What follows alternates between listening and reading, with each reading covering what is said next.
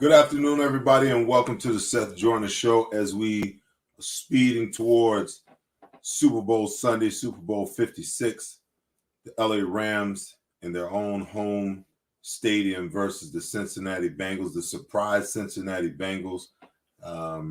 Just a lot going on, a lot of excitement as the NFL season 2021 winds down. Just looking forward to this upcoming game. Also, a lot going on in the world of hiring. All 9 openings have been filled at this point in time.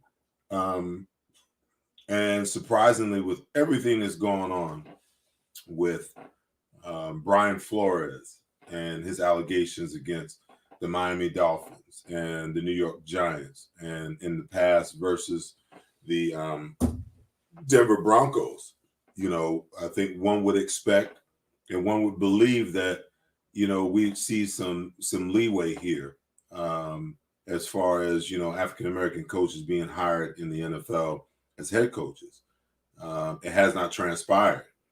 Out of the 9 coaches that were hired, we've got no first-time African-American coaches. We got Lovie Smith,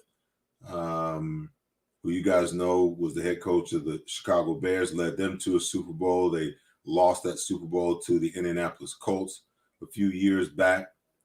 He now takes over at the helm of the Houston Texans. It didn't really seem like he was their guy, but I think the optics of, maybe the guy that they really wanted didn't look all that great. So this is the hire that they went with. And then Mike McDaniel got the job for the Miami Dolphins. And Mike is a guy who says that, he's biracial. So I guess that means that the NFL hired 1.5 African-American coaches, because that's how he identifies. And the San Francisco 49ers are going to get some draft compensation because he's, he's a biracial coach. I just, for me, it's almost as if the NFL just thumbed their nose at this situation. We all know that the Rooney Rule is a joke. There's no ifs, ands, or buts about that. If there wasn't a problem, if there wasn't an issue, there never would have been a need for the Rooney Rule, okay? The fact that you have to have a rule that forces owners into interviewing at least one African-American candidate, whether it's a GM or a head coach, when those positions come available, lets you know that there's a problem there. And then it was revised, and the problem still exists. And the NFL, once again, in this hiring cycle, just basically thumb their nose at this whole process, that they really don't care. They really don't care that there's a disparity here and that guys aren't really getting the opportunities that they deserve. The more and more I look at it, it's an ownership problem. It's not necessarily, not everyone in the NFL, I believe, feel as though there aren't African-American coaches out there that deserve an opportunity. I think everybody understands that and everybody knows that. But there's not a single head coach that's hired in this league without the blessing of the owners. So it comes down to the owners. This is an ownership problem. This is an ownership issue. Because if the owner mandated it, then we would see more African-American coaches in the NFL. In a league that has 75+% of its players are African-American, the message that the NFL is sending is that, guess what? You guys are good enough to play in our league. You're good enough to star in our league, but you damn sure ain't good enough to coach in our league. You're not leaders of men. you were directed by the guys on the sideline that told you what to do and how to do and when to do it. And to me, that's the biggest bunch of BS, that I've ever heard. It makes no sense whatsoever. Coaches put players in position to play based upon schemes, but schemes don't always match up the way that coaches believe that they match up. So players have to have something that's called a brain in their head to be able to think on the fly, to think on the move, to adjust mentally, physically, and psychologically in the moment. And players only follow guys who they respect, guys who produce. You can, as a player, as a group of players, follow and buy into a plan. But every team that I've ever been a part of that was successful had players that were leaders. I think that this young team in Cincinnati, they believe so much in Joe Burrow that they honestly believe that they can win the damn Super Bowl this year. Now, does that mean that they don't believe in their head coaches or their coaches? Absolutely they do, okay? But when the rubber meets the road, the only guy that can lead them is Joe Burrow on the football field. Are those guys on the defensive side of the ball, the guys of which I don't even know who they are, okay? You can look at the Rams defense and say, hey, look at all the stars that they got. Look at the leaders. Look at the examples that these other players have to follow. You certainly can't look at the Cincinnati Bengals and say that same thing, but I guarantee you there's two players on that defense that everybody else follows. So this nonsense that, African Americans can't be leaders of men is just that nonsense in my estimation, and I'm pretty damn pissed off about it. The last thing, let's look at the history of African American coaches. Hugh Jackson came out last week and talked about, I was set up to lose, and most people will look at that and ask themselves, well, what the heck does that mean? Let me tell you what it means. Most African American coaches, they get the worst jobs that are available to them in the NFL. What do I mean by that? There's no franchise quarterback. The salary cap is damn near depleted, okay? And you don't have any talent. Now, when you take over an organization like that, that is a 3 to 5 year process just to rebuild the damage that's been done, especially when you talk about the cap. Because when you're thinking about the cap, you got guys that are going to be on your payroll 2-3 years into your job as the head coach that's not even on your roster anymore. So he's eating up cash that you can't even access.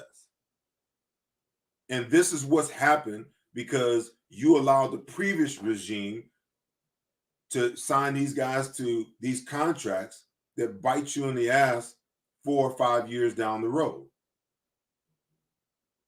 So then all of a sudden you take this job over and you're really only going to get 2 years to accomplish what needs to be accomplished in 3 to 5.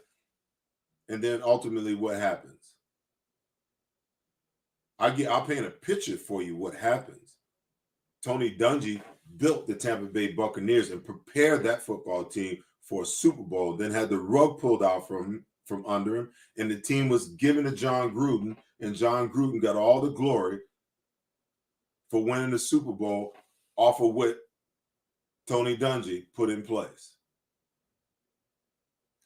If I seem a little irritated, I am. I really am. Because this was an opportunity for the National Football League to step up and make amends, do something different, send a message. As much as this country has been divided over the last 200 years, a division, a schism, if you will, still remains that a lot of people just don't want to address. And I hope that the Brian Flores lawsuit, I hope that Hugh Jackson coming to his aid, I hope that other African-American coaches come and back this young coach, because this is a fight that needs to be waged. and it needs to be continued to be waged until some headway is made. Okay. So now let's move on. I'm going to give my incoming guest an opportunity to respond to my rant, and then we're going to get into Super Bowl 56 because I am definitely ready for Super Bowl 56. Now, listen, these two guys, I call them Godfather 1 and Godfather 2 of the sports in Philadelphia. The first guy, I sit next to him for 20 plus weeks, depending on how well the Eagles do each and every season. We get to watch every game together and talk about it in post game. Ray Didinger, you guys know him. He's been around Philly forever. And this next guy, Bill Werndl, good buddy of mine, friend of mine. I used to give him a hard time when I was a player. He was a beat writer back in the day. Bill Werndl, my guys. So they're going to chop it up with me today. And Zach buzz them in. And first of all, Ray, it's good to see you. It's been a couple of weeks now. Bill, it's always good to see you. And Ray, I'm going to give you the floor first. If you guys have something, a rebuttal you want to make to my opening rant, by all means, go for it. If not, that's fine as well. Well, no rebuttal here. I think everything you said, Seth, as usual, is spot on. I think the last point that you made is maybe the biggest one of all, is that when Brian Flores took the position that he took, it wasn't with the idea that he was going to stand out there all alone. I think he hoped that when he stepped forward, other guys would come in behind him. And it wouldn't just be one man making the argument. He's clearly representing a lot of people in the National Football League. And it would be nice if some of those guys stood behind him right now.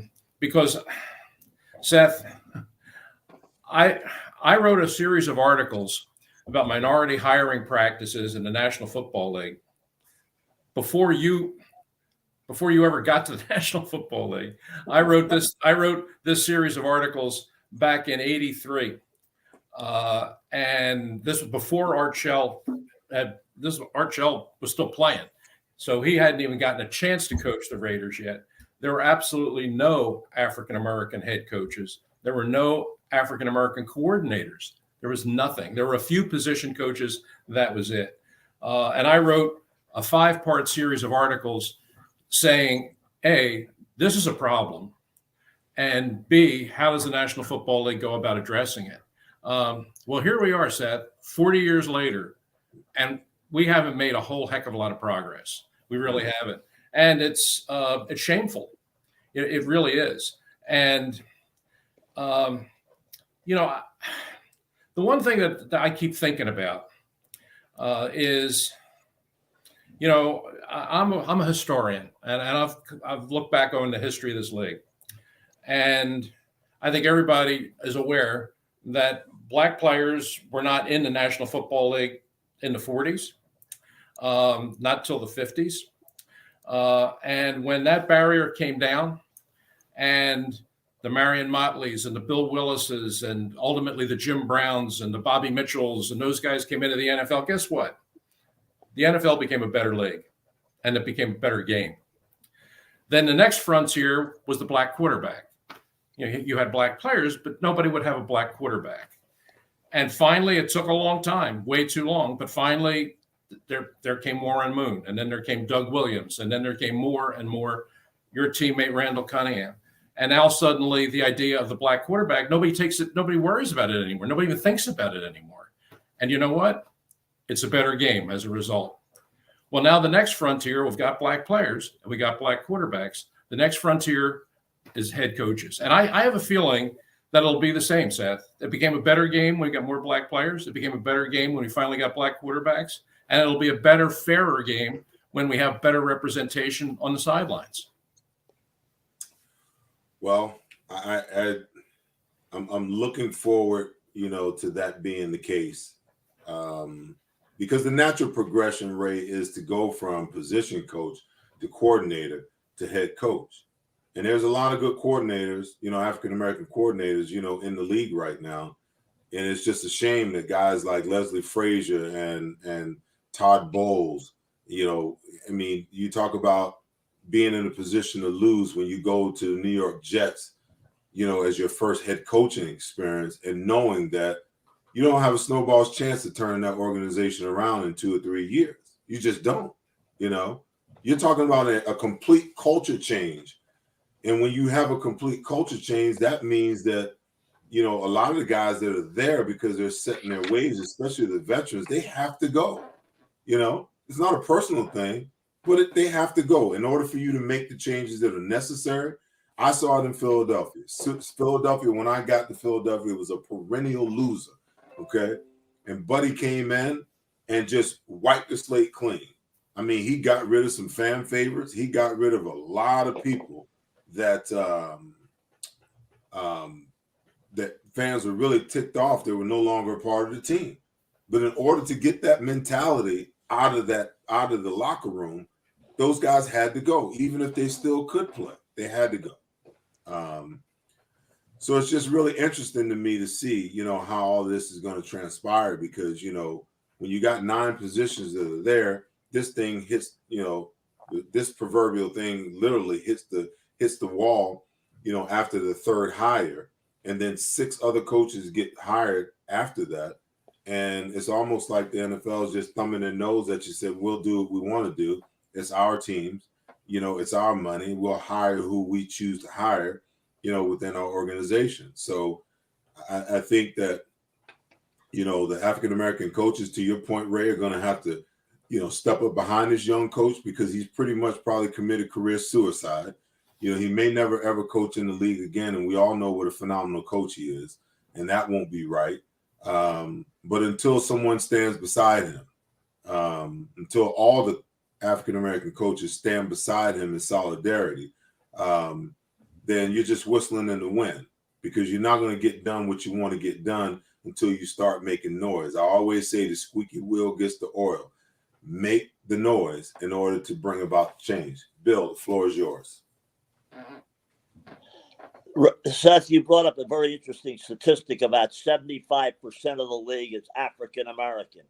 The only way you get the attention of the owners is by having a 1-game boycott or threaten a 1-game boycott during the regular season when it hits them in the pocketbook.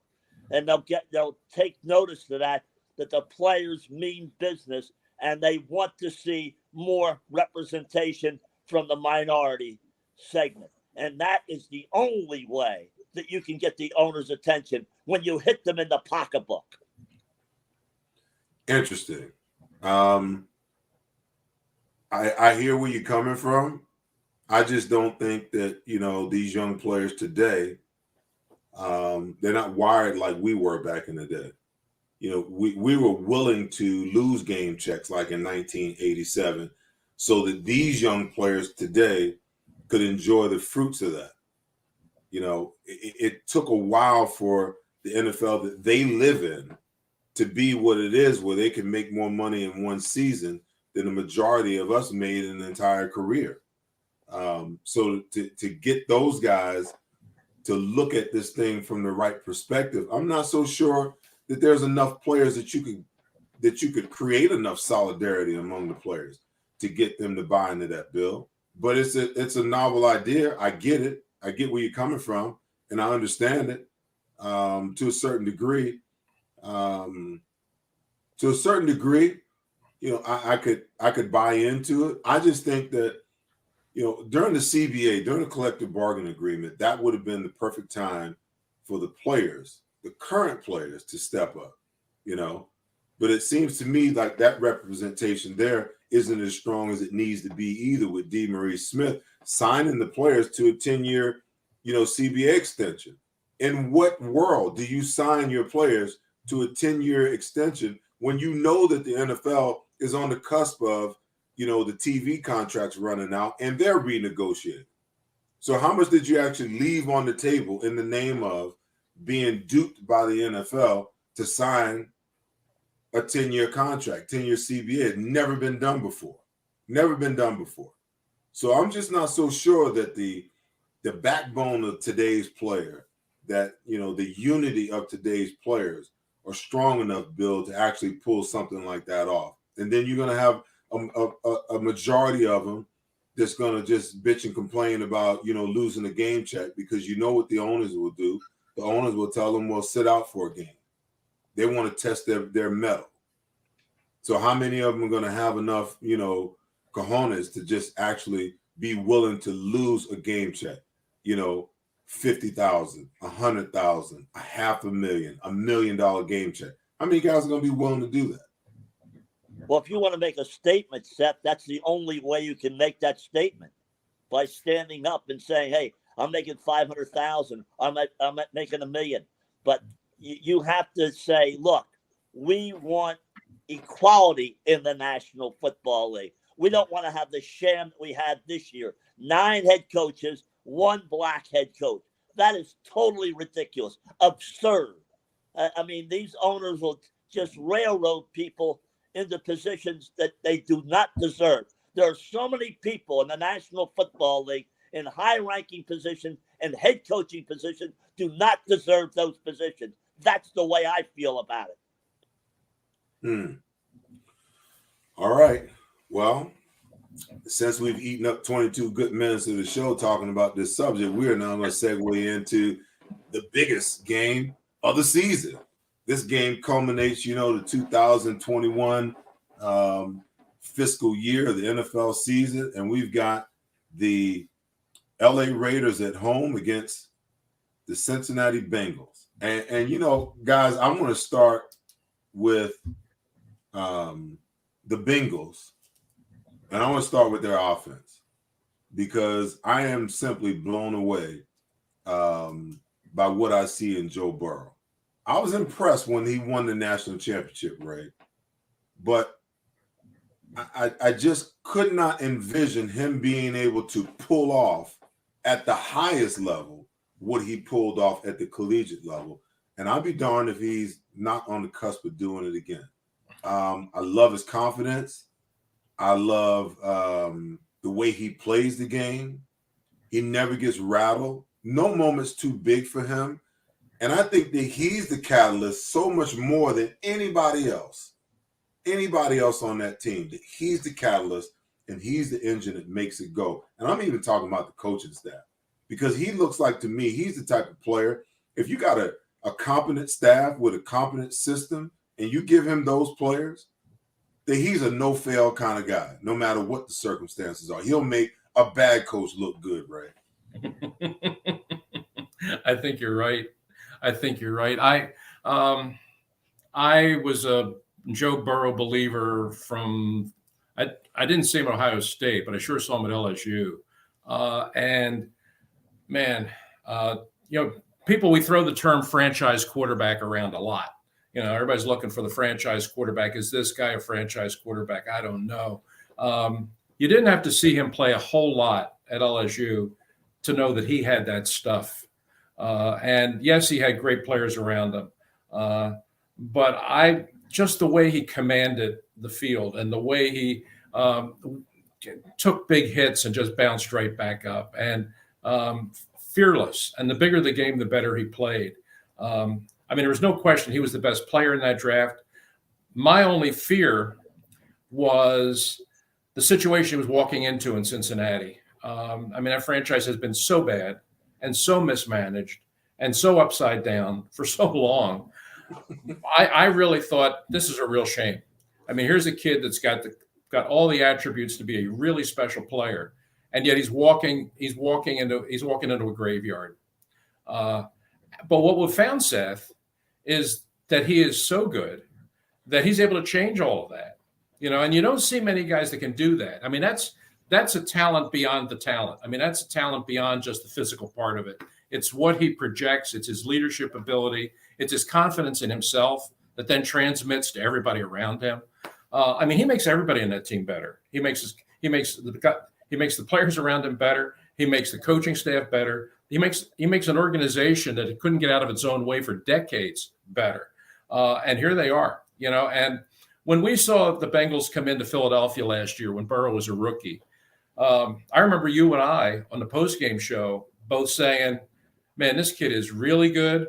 He has a chance to be flat out great, but they better get an offensive line in front of him because I'm afraid this kid's going to get killed. Now, he didn't make it through the season. He did get hurt and he finished up. And now this year he's come back and the offensive line isn't a whole heck of a lot better. And they have to get better than they are right now. But he himself is a remarkable talent. I mean, he really is. And if anybody's thinking the Cincinnati Bengals have a chance in this game, it's purely because they got Joe Burrow under center. I mean, he takes that team from here up to here. And I know they're going to go into this game fully believing that they don't care that they're the underdog. They fully believe that they're going to win. And they believe they're going to win because of their quarterback. Well, Billy, he came out when the playoffs started, and he pretty much said, hey, we're not here just to be here. We're here for it all. I mean, that's a pretty damn bold statement by a guy who's only in his third year and his second year, rather, and, going up against, the Kansas City Chiefs, knowing that you're going to have to face the Kansas City Chiefs or the Buffalo Bills at some point, and or knowing that, now that you're in the dance, that you got to contend with, probably the most pressure that you're going to see from a defensive team, in the Rams. And think about it in the wild card game, he got sacked 9 times. Now one would say those 9 times have prepared him for what he's going to face on Sunday. But every dynamic is different. With this kid, he just seems unflappable. They're down, 17 points in the first half against Kansas City. It looked like the game is completely over. The defense comes out and shuts out Kansas City in the second half, and he just, goes on a tear. Those scrambles, I will say, Ray, and I don't think anybody really looked at him as a guy that scrambled a lot. But those 3 scrambles he had in that game was the difference between them winning and losing those games, because all 3 of those were for first down. But to my point, Bill, he says that, hey, we're not here just to be here. We're not here for a showing. He said, we're here for it all. I like that. And the one thing about Burrow, he led the league in completion percentage and also led the league in sacks. That speaks volumes. A guy who's been knocked around like a 10 pin in a bowling alley and still comes back and comes up with big plays. And, of course, he has 3 outstanding receivers, led by Jamar Chase, T. Higgins, and the other kid from Pitt, the wide receiver Boyd, who was their number 1 receiver a couple of years ago, is now their 3rd receiver.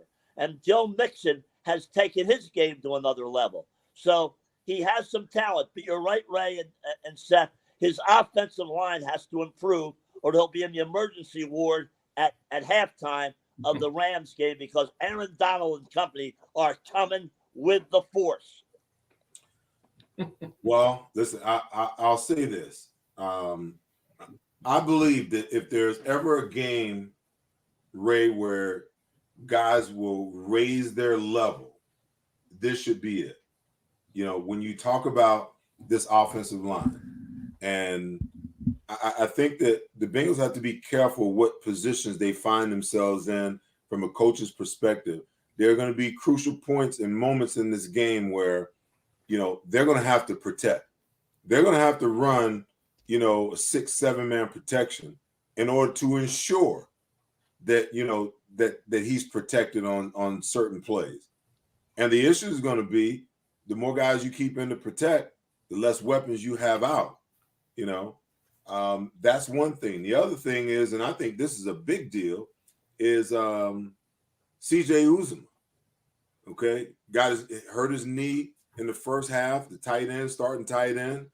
I read a quote today, Ray, where he says, I would not miss this most important game of the season.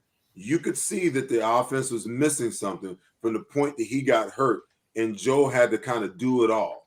He had to scramble. He had to, throw the ball on the run, where this guy is kind of like Travis Kelce, but a lot of people don't know about him. He's kind of like George Kittle. He's kind of like, I don't know why the kid from the Raiders is the wide receiver for the Raiders. But anyhow, he's like him. He's like this level of comfort for the quarterback. And if he can get this guy back 2 weeks removed, from an MCL sprain, and he's 75 to 80%, Darren Waller, he's a difference maker. He's a difference maker. I mean, listen, there's a lot of, you talk about Chase, and you talk about Mixon, and you talk about Boyd and Higgins.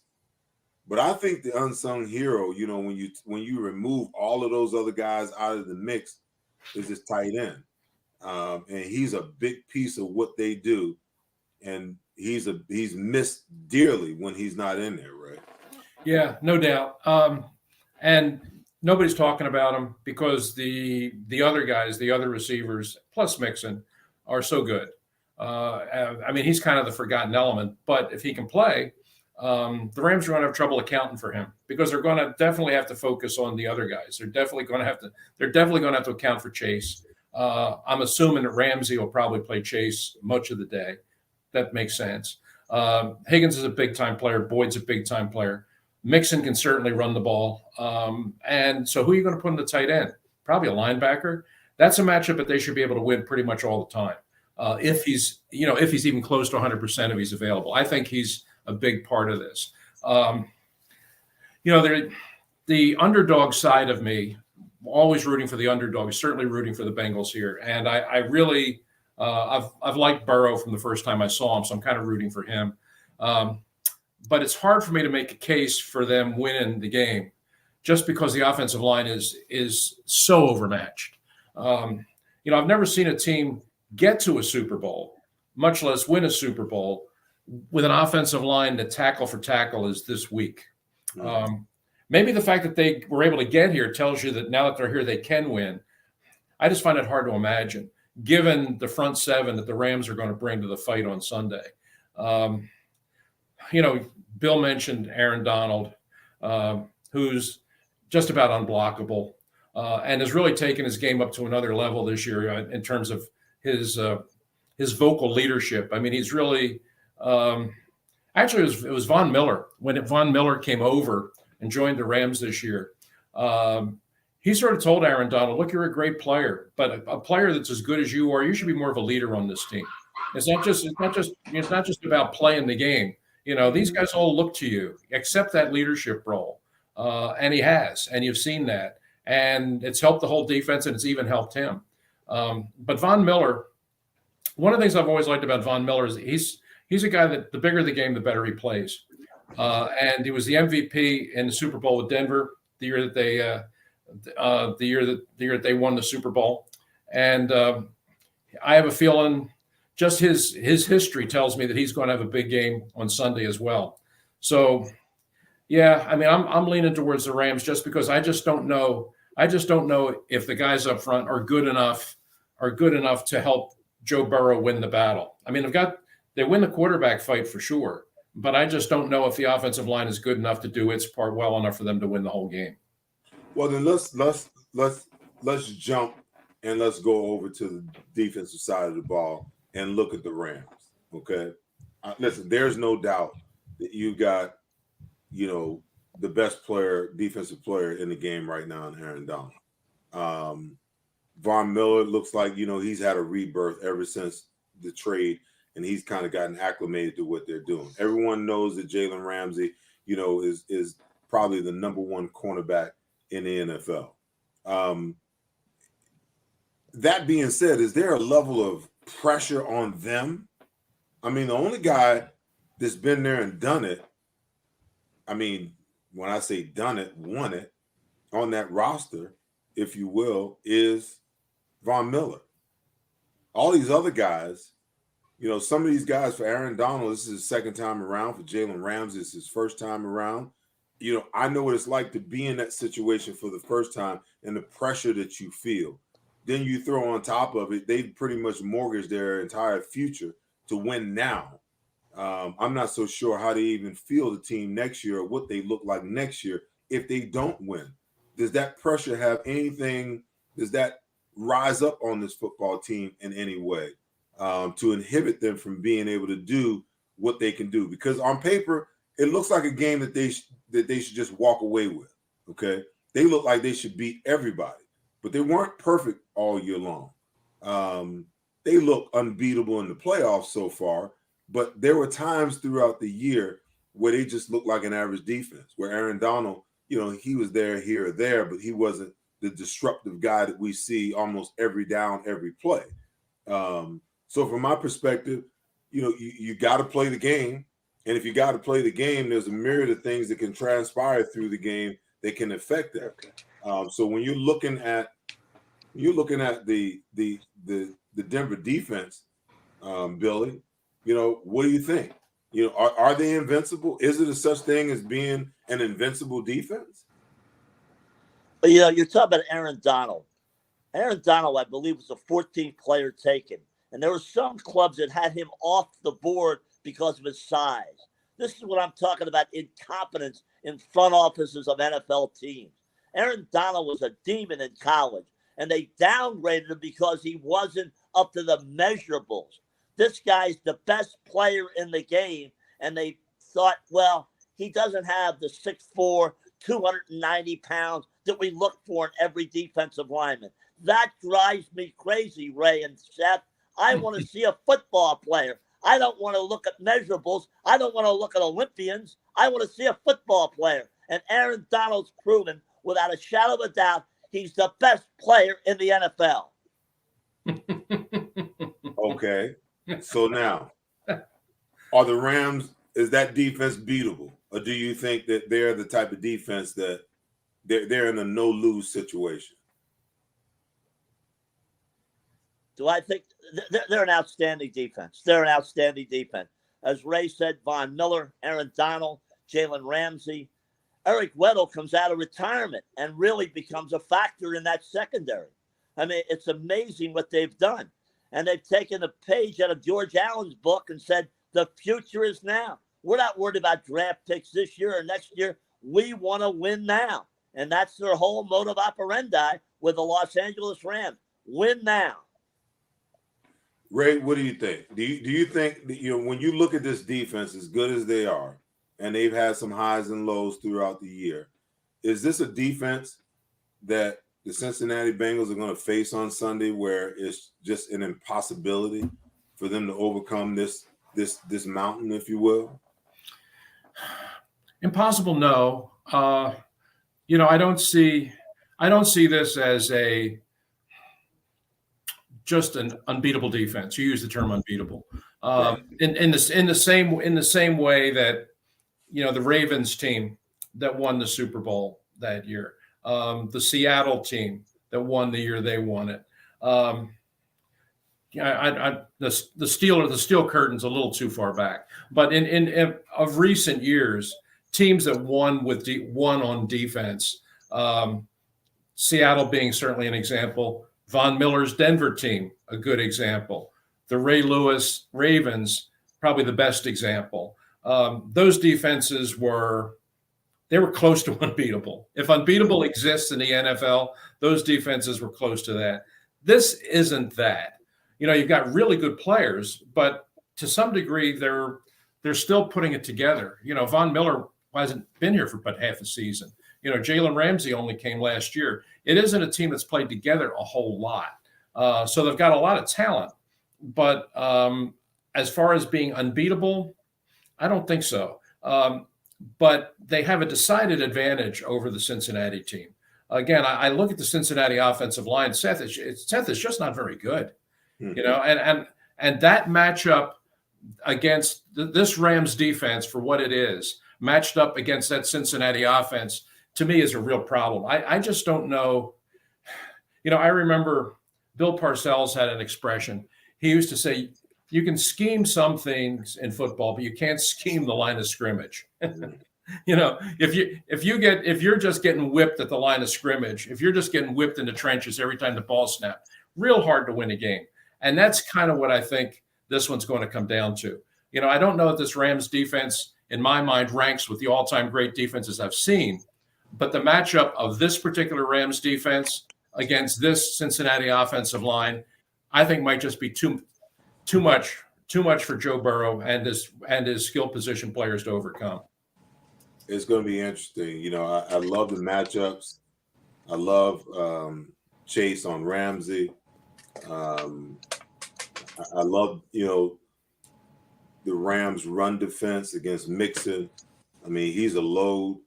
But I also love, you know, Joe Burrow against this offense, you know, and his ability to, you know, get the ball out of his hands and make plays, understand where to sneak out, and, you know, understand that if pressure is going to be on you, then you got to be cognizant of, you know, where your escape is and how you get out, and whether it's man or zone, and when you run and when you just scramble vertical, you know, to wait for your guys to present themselves to you.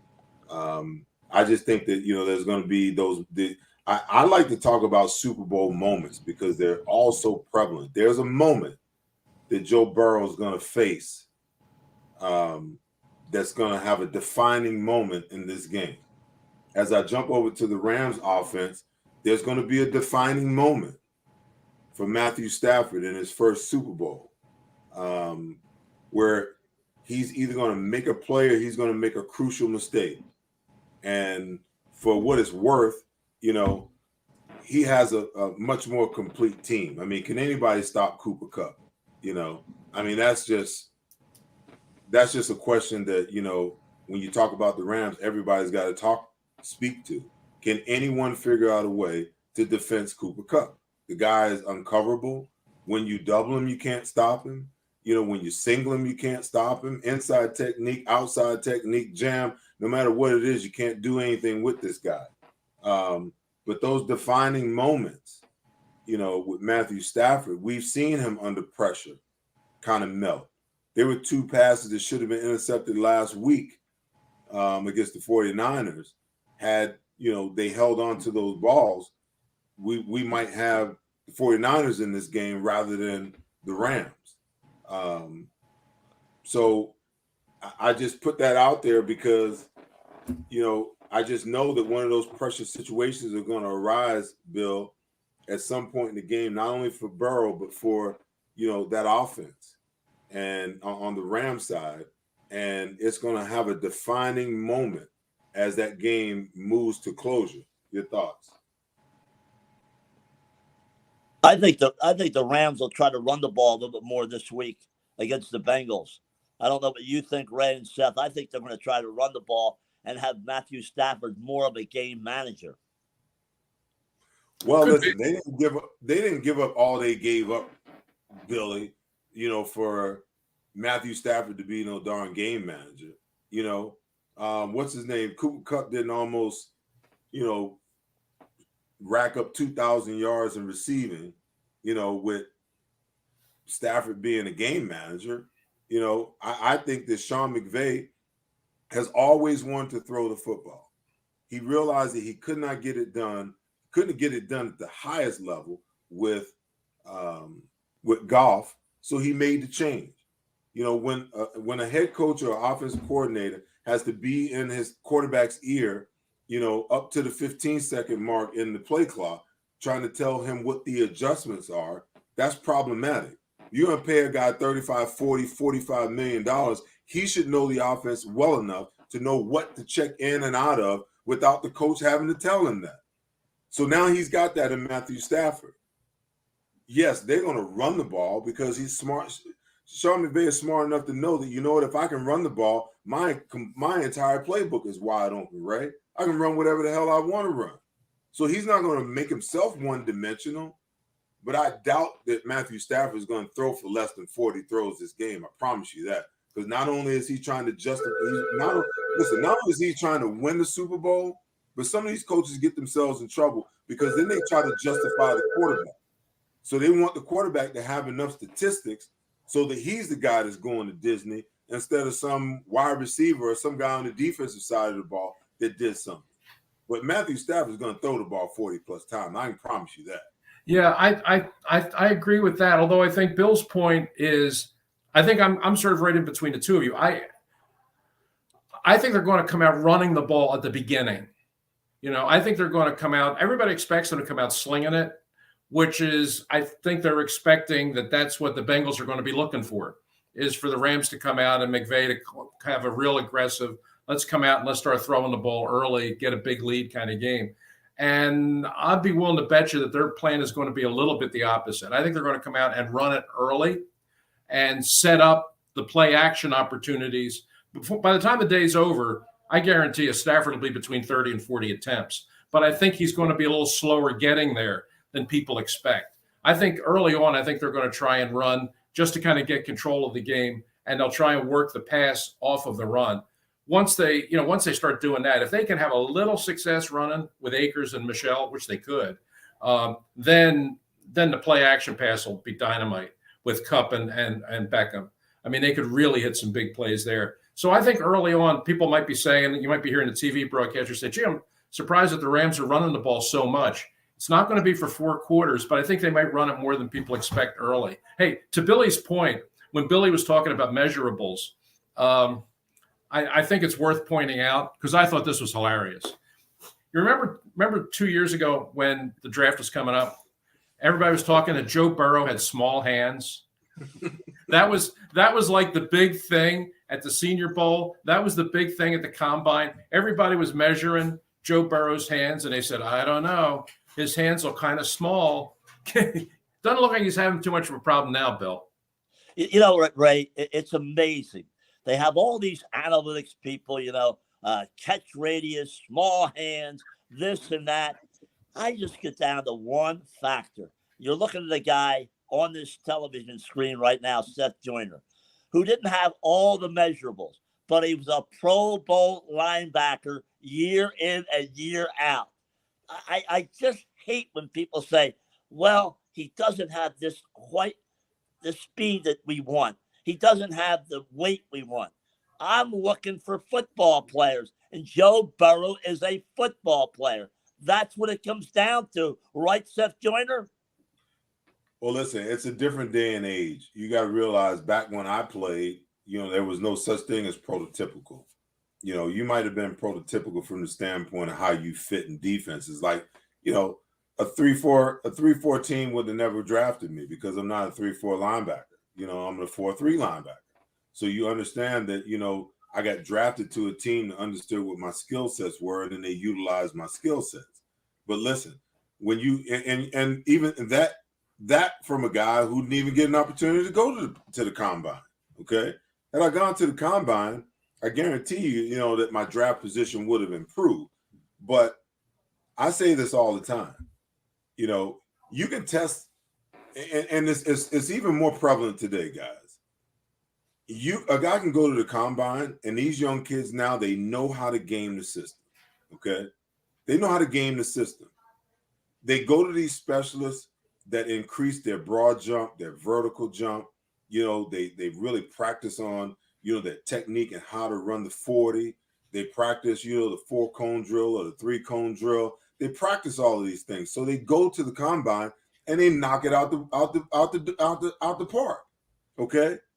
And these teams get fooled because a lot of them really don't understand the elements that really make up a great football player.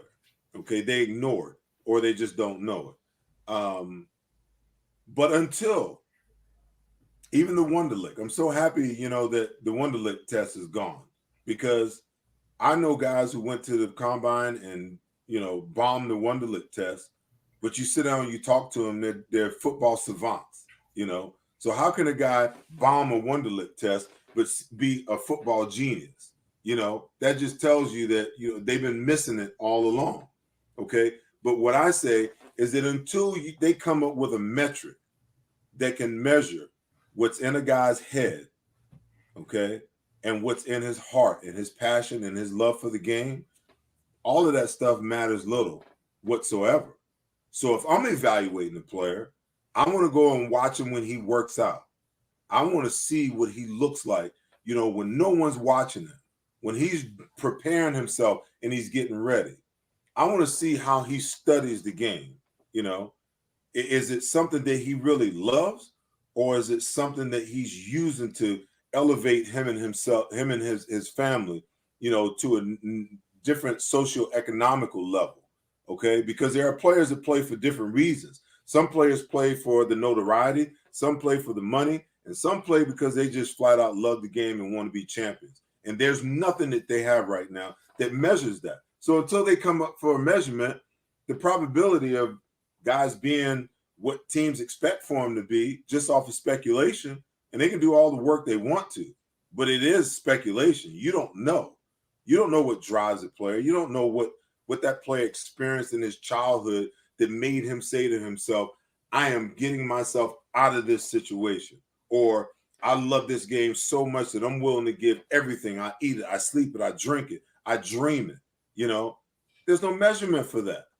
And until you can create one, teams are going to have draft picks like J.J. Arcega-Whiteside in the second round and Jalen Reagor in the first round, because you can't measure that, you know. And the Eagles thought they had the right thing, and their formula, whatever it was the wrong thing.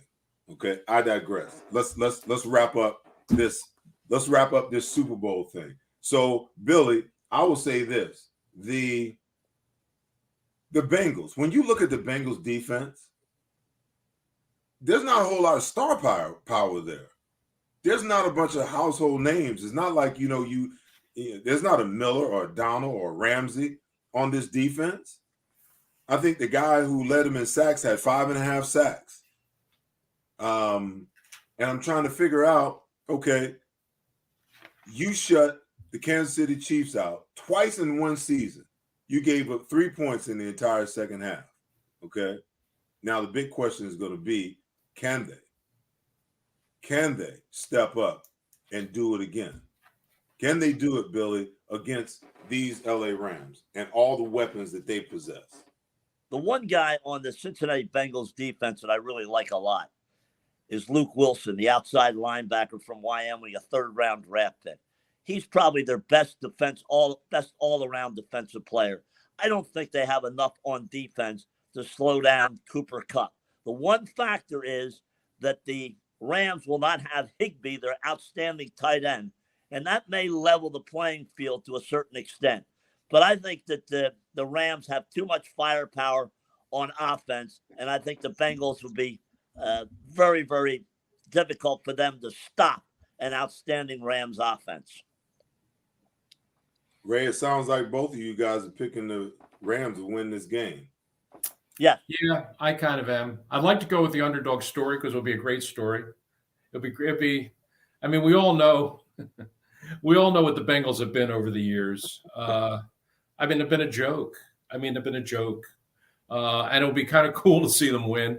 And I do like Burrow an awful lot. But I just think they're outgunned here. Again, the offensive line, the matchup of their offensive line against the front seven of the Rams, I don't know how you win that one. And Cincinnati's pass defense was 26th in the league. Give up a lot of big plays. And that's why if they can get into a play action kind of mode with Stafford, where he can get some one-on-ones and time to throw the ball down the field, they could hit some real big ones. I would love to go with the underdog story because as an old newspaper man, there's nothing better than a good underdog story. But to me, you just look at this one on paper and, Burrow's kind of the equalizer. If you look at it on paper, it really everything tilts the Rams' way. But Burrow kind of evens the scales. He beat the number one seed in their ballpark on a day when he was sacked 9 times. That never happens, but he did it. Brought his team from way behind to win in Arrowhead, which few people do. He's capable of doing those kinds of things. I just don't know that he's going to quite be able to overcome what he's going to have to overcome on Sunday. So, yeah, I'm going Rams. Quick, Ray, give me your thoughts on the Bengals defense. I really like Hendrickson, Trey Hendrickson, the linebacker. Was one of the best free agent signings of this offseason. I was amazed that he got out of New Orleans. He's a dynamite pass rusher. And he's the best. He's the best weapon that pass defense has. Because in the secondary, they're not very good. They aren't going to win many matchups in the secondary. But if Hendrickson can get the pressure that he's been getting before, he can kind of protect those guys on the back end. But that's what he's going to have to do. I think that the Bengals run defense is pretty good, better than average. I think they were 5th overall, maybe a little deceiving, but they're not bad up front. But the secondary, they got some holes in the secondary, and I'm sure the Rams this week are doing everything they can to scheme up a way to block Hendrickson and give Stafford time. And if he has time, he'll be able to make a lot of plays downfield. Special teams. These games, a lot of times they come down to a big play on special teams, or they come down to turnovers. Who do you give the edge to, Bill? Ray, who do you give the edge to on special teams? I think the kicker from Cincinnati, the rookie from Florida, McPherson, he has ice water in his veins, and I think he could be a deciding factor if the game is on the line. The Rams kicker has struggled this year, so I think that that could be a very, very key factor in this game. Yeah, sometimes you get into a Super Bowl, you worry about a rookie kicker. How's he handle the pressure? How's he handle the spotlight? McPherson doesn't seem to have that problem. He was the only kicker drafted this year. In this year's draft, there was only one kicker that was actually drafted, and it was him, and it's for a reason. He's that good. So if somehow this game is that close in the fourth quarter and it comes down to a big kick, I would probably give the edge to the Bengals, because this kid looks like he's just never going to miss. Wow. Well, gents, I'm going to wrap right there. It's been awesome having you guys on today. I tell my guests every time, our most valuable time is our commodity. I thank you guys for spending the last 60 minutes with me. It's been great. Ray, I look forward to seeing you soon. Bill, likewise. All the best to you guys. All right. Really enjoyed it, Seth. Always enjoy spending time with you, Seth. Look forward to it again. Awesome, Ray. Awesome. Bill, I will see you next week on your show. All right, my friend? Thank you, sir. Bye-bye. All right. As we wrap, still got a little bit of business to take care of here. Our end of the year giveaway, signed Seth Joyner autographed jersey to the winner. There's still time for you guys to enter. One, follow me on Seth Joyner on Instagram or Seth Joyner on Twitter. Tag 2 friends on Instagram or Twitter. Subscribe to the Seth Joyner Show on YouTube. Now, the rules are you've got to not only pick the winning team, but you also need to pick the winning score to the point, okay, in order to win it. We will announce it on next week's show. I know some of you guys are disappointed we didn't talk much Eagles today, but it's all good. We'll get to the Birds next week a little bit, start talking about what they can or what they should be doing with the draft coming up. But again, do not forget to enter to win the Seth Joyner autographed jersey. Is our end of the way giveaway post Super Bowl 56. As always, take care of each other and be good to each other. But most importantly, make sure that you love each other. I want to thank my producer behind the scenes, Zach James.